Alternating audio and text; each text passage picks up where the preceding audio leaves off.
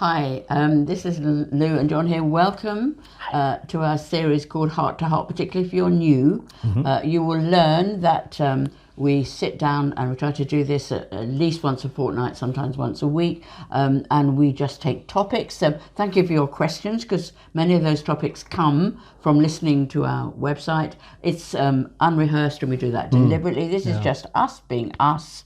Hoping to, as if you're sitting across the table.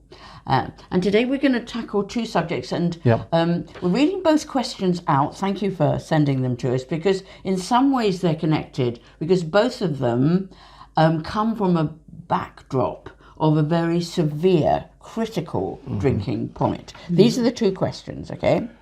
I would be interested to know how to talk to a loved one when their life is nearing the end. I understand addiction is hard to beat, but I struggle to understand how the pull is so strong that someone puts their life on the line. And the second question is, I would like to speak more about parting as being a possible solution for partners, as some drinkers will not change in spite of what the family do. Nice easy ones then. Yeah. Thank you. These are questions that you have sent in, and we're always happy to receive suggestions about what you would like to hear about. After all, we want to talk about things that you're interested in, rather than things that we're interested in. So it's so thank you for these ones. The two of them are obviously related in some way, but we're going to tackle them in two different videos because we talked about it earlier, and we felt that it was a disservice to sort of try and do a couple of things all in the one video. We're trying to keep it as a single subject, so bear with us. We will talk about the other one next week. Yeah. The reason I'm interviewing John is, well, just first of all, tell us your testimony just before the radical change for you. Okay, I mean, to be honest, I ended up in a psychiatric hospital. I was given 6 months to live if I continued to take alcohol or drugs. Okay. I had liver damage, brain damage, and and really I was in quite a poor condition, if the truth be told. I had lost my wife. My dad was heavily in debt. My job was on the line, and and I was having to sell the house. So apart from that, everything was fine. So yeah, it was really, I was in quite a bad way. Okay, now my question, which is, I struggle to understand how the pull is so strong that someone puts their life on the line. Were you aware that you were putting your life on the line? The answer to that is yes, no, and don't know. Okay. And so difficult one to answer that one, because at that time I was desperate to really feel better than I was feeling. Okay. Because when I was on a binge, what happened was that I started off wanting to drink for enjoyment. And then what happened then was that I had to drink to get rid of the effects of the drink from the previous day. So I was drinking to feel good to begin with, and then I was drinking to feel better,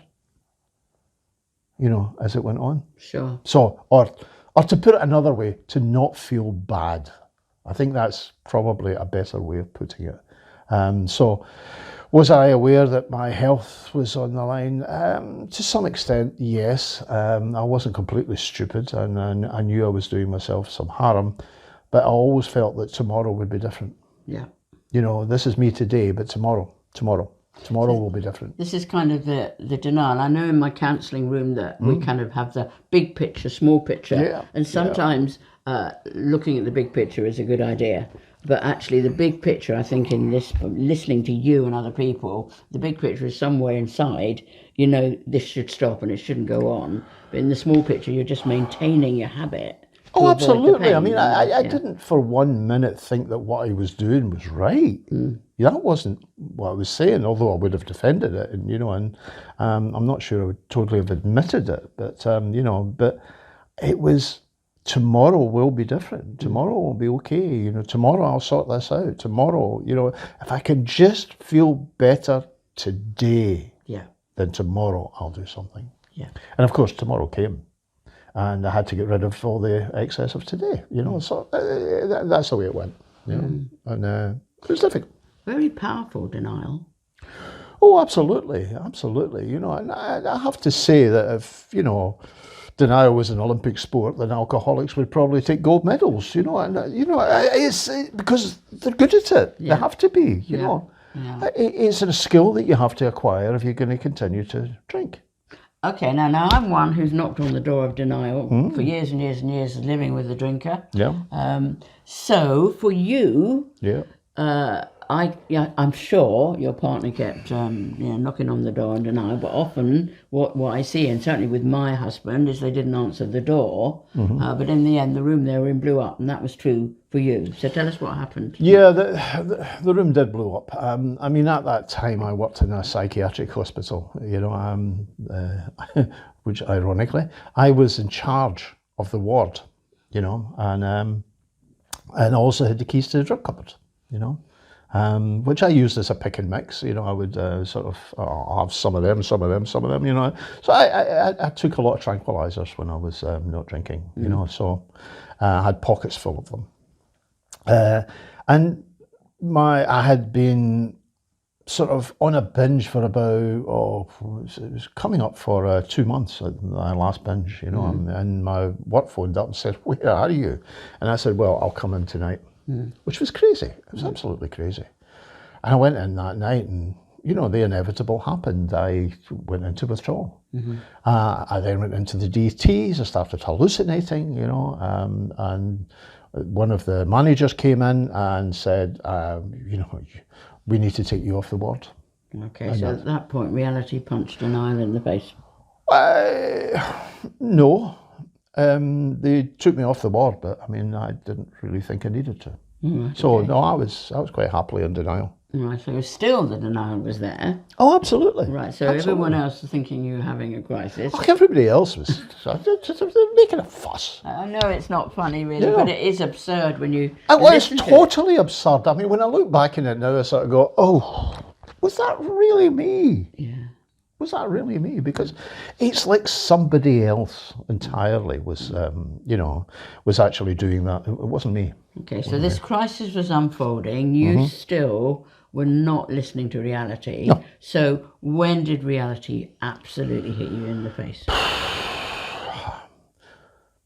Reality absolutely hit me in the face sometime when I was in that psychiatric ward, you know. After I had been detoxed, because when, you know, eventually they had to take me into a psychiatric ward. They had to knock me out, you know, they had to sedate me for, you know, a couple of days so I could get the alcohol out of my system. Eventually I woke up, you know, and they eventually started to come to, and eventually I started to take stock of what was going on, you know, and it was at that time I started to think, this is not good, this is not good. And the psychiatrist sat me down, and that's when he told me, you know, you have liver damage, brain damage, and you've got 6 months to live, etc., you know, and you're a real depressive and all of this, you know, and I thought, is he talking about me? You know, is he talking about me? And what I would like to say is, and most people say, well, that was what happened. That's really what made you change. It wasn't what made me change. The fear was not what made me change, because I already had plenty of fear in my life. I had fear of the way I was feeling. I had fear of this, you know, the alcohol and not having alcohol, the terror of actually being, you know, somewhere where I couldn't get a drink. It was terrifying, you know. That wasn't what made me change. Okay, can I stop here? Yeah. This is a really important bit of information, because I thought if I could really put the window off with my partner. So my argument was always based on the fear of losing your children, the fear of losing me, the fear of losing your job. But what you're saying is the terrifying fear of not having a drink always eclipsed.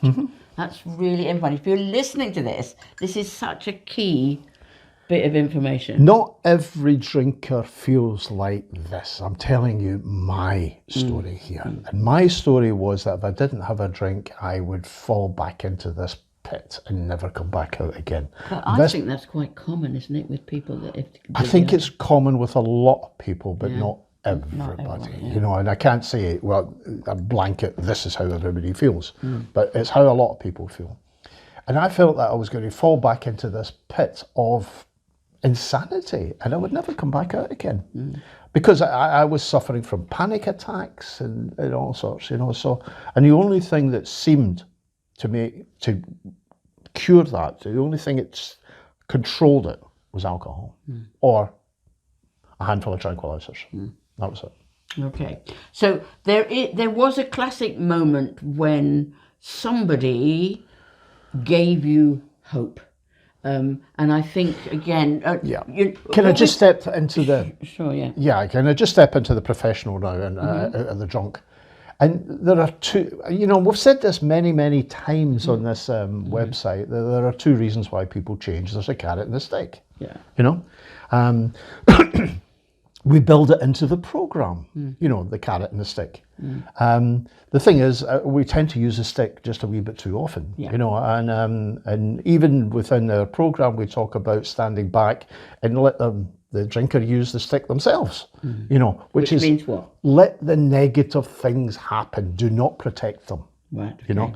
So, you know, if we're at a party and, you know, and the person's making a fool of themselves, don't jump in there and protect them. You know, it's if they're, you know, they're you know, falling down, then let them fall down. You know, if they can't get to bed, don't pick them up. They're all, as long as they're safe. Yeah, we need to do the caveat here. Yes. This is really important. As long as they are safe. Yes. You know, it's not life-threatening. They haven't fallen under fire or anything like that, you know. But also think through the consequences of what you're doing. Do not apply this to ringing the boss and say, you know, or, you know, there are certain protections that I put around Steve that basically were protecting me. You know, as well as protecting him. So do apply that with caution and wisdom, but apply it. Yeah. Yeah. So the other part of change is, you know, the carrot. The carrot, you know. Now, what does that mean? It means it's about something good that you're going to get, you know. And one of the things that I've been trying to talk to drinkers quite a lot about recently is hope. Hope. You know, hope is a very, very powerful motivator. Yes, it is. Yeah. And when I think back to my drinking, you know, stepping back into the drunk again, when they took me out of that ward, they took me up to the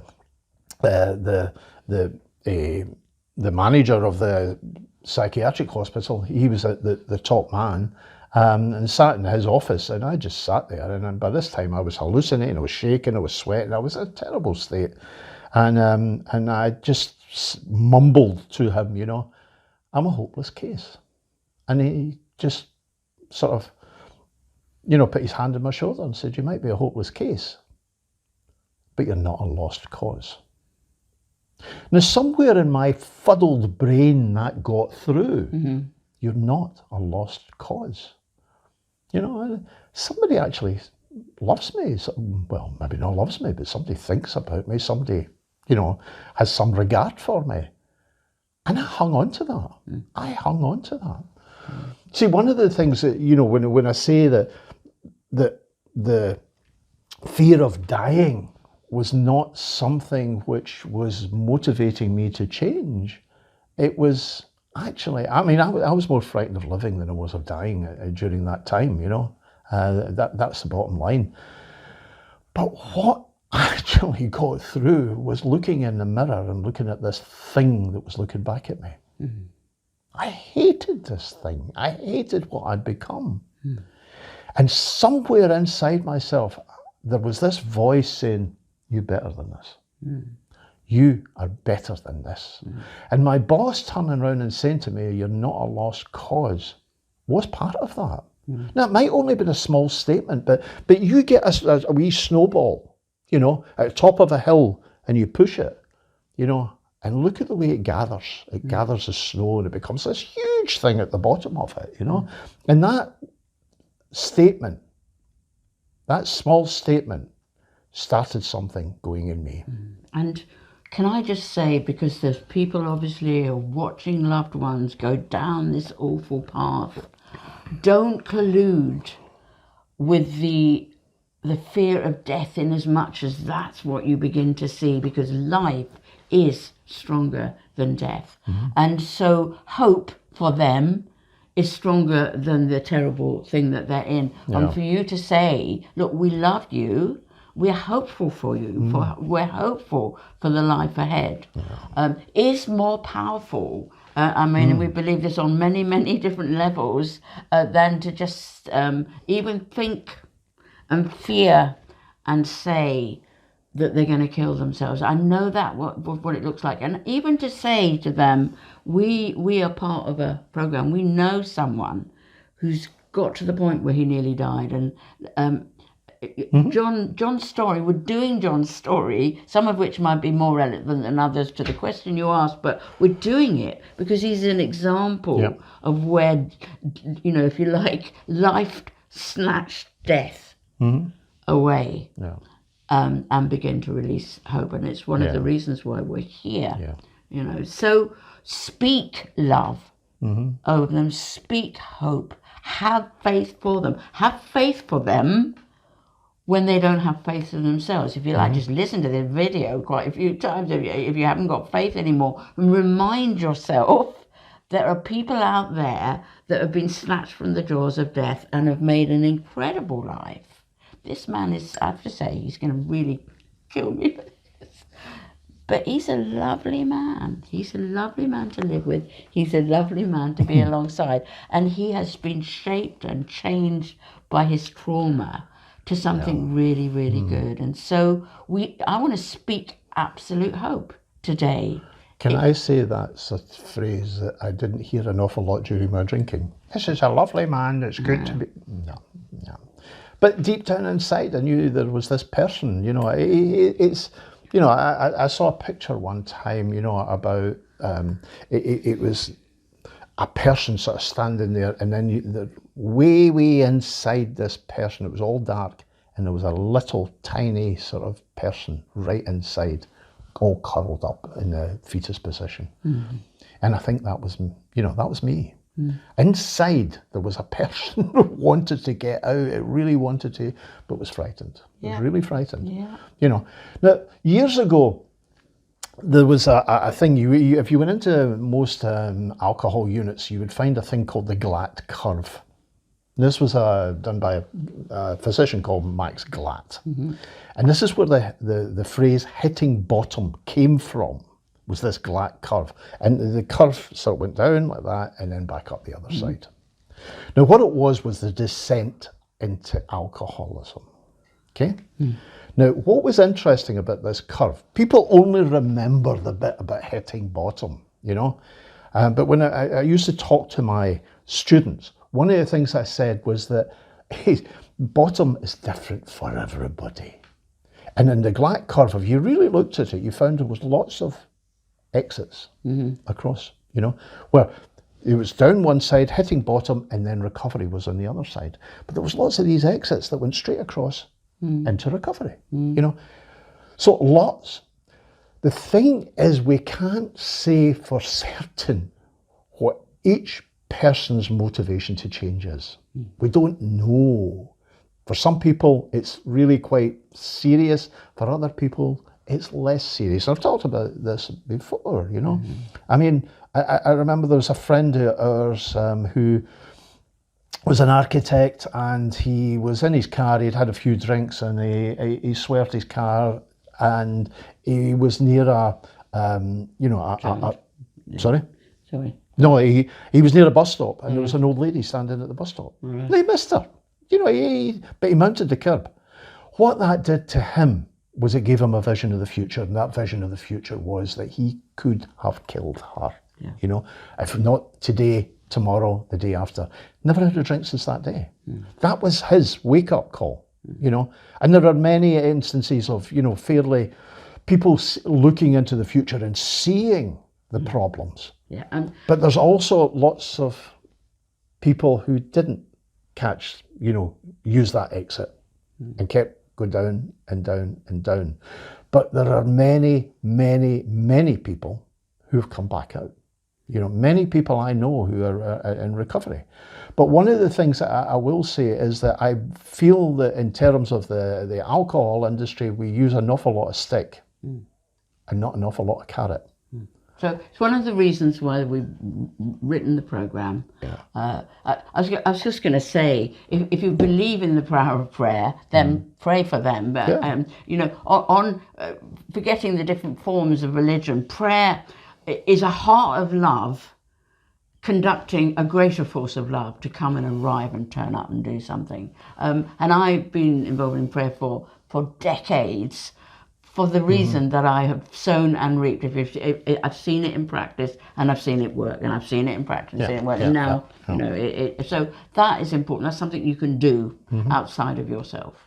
The sad truth is, though, and you and I know one or two of these, that not everybody does make it. No, stood at too many gravesides of my friends, I'm afraid. Who didn't make it, and and that's sad. One in particular is really saddens me because he was the person who actually showed me life in sobriety, but he couldn't get it himself, and that was sad. But one of the things again that I've been trying to talk to people about recovery is that the opportunity to be the person that you really want to be, and I think that's very important, and it's also very powerful, that people don't just get sober. See, the thing is, people get sober very often because of the negatives, because of the problems, because of the all the bad things that happen to them. But the reason they stay sober is because of the good things that happen to them. So if you love these people that you feel are really going towards the end, it will be really, really powerful in terms of speaking kind of hope and love over them, but giving them a reason to kind of change. So just to summarise... if I could just say one thing. Okay. Our programme is really wrapped around this. Look at love. Let the negatives happen. Optimise your time with the person when they're sober. So have good times when you're sober, not rather than sitting nagging at them. Let's go and do something. Value the person. Start to think about what's all the good things about this person. Why did I fall in love with this person? Why did I marry them? Why did whatever? And then encourage your sister or your and child. then encourage them. And any change that they make. So the whole program is kind of wrapped around this carrot and stick thing. But as I said before, I feel that with the addiction services, very often there's too much stick, not enough carrot, and I think we have to put a wee bit more carrot in. And if one thing doesn't work, use something else, try again, Okay, so just to summarise, can I just say too, because you haven't said it, the pain of watching somebody self-destruct with drink is very intense. I've done that, I've watched that. And actually, my husband died of cancer in the end, but it was a drink-related kind of cancer. That pain is really, really intense. I just want to say, walk that, and we just send our hearts go out to you. But what this story has shown is you can be at a really bad place, and then there's an intervention, and you come to the end of yourself. So John's story, as a man, is one of hope, and as a professor, is that there are many, many ways in which people can change if you apply the right influences. Absolutely. What's the right influence? No, and it works. You just keep trying. Try something else, try something else, try something else. If you are bringing up a kid and and they didn't like this, then you try something else. If you don't like that, then try something else. Do you know what I mean? It's there isn't a one size fits all. No. And I have hope for them. I work sometimes with deeply, deeply depressed people, and whose hope is gone. And what I've done from time to time is I've literally lit a candle, and had it in my hand, and I've said, I'll carry your hope for a while. I will be hope for you. I will have hope and light Yeah. for you. So that hope and light that you have for your loved one is really, really important. It maybe they're too weak, too wounded, too shattered, too bound with alcohol to do it, but you can do it for them. Yeah. You can do it. Yeah, I mean, honestly, I feel that, that I was caught in the alcohol sort of trap. I was really caught in it. I could only see one way, and that was alcohol. Alcohol was the only thing that helped me, and when that man said, you're not a hopeless case, I felt that he was recognizing the person inside. He was recognizing something good in me. And that sort of, I started to think, well, maybe I'm not a lost cause. Maybe I'm not, in fact, maybe I'm not even a hopeless case. And that started to make it, it started to give me something. But also, I mean, I started to work at it, and I started to look and say, well, what do I want to do with my life? What would I like my life to be like? And I've been really, really fortunate because I had these opportunities. But, I wouldn't be here. That was 36 years ago, So I've had 35 and a half years extra. Yeah. Because I was given 6 months to live. And love does not give a drinker permission to drink, but love does give a drinker permission to live. And maybe that's a good sentence to finish on. Thank you so much for listening. Sure. And we'll pick up on the other question next week. Bye-bye. Bye.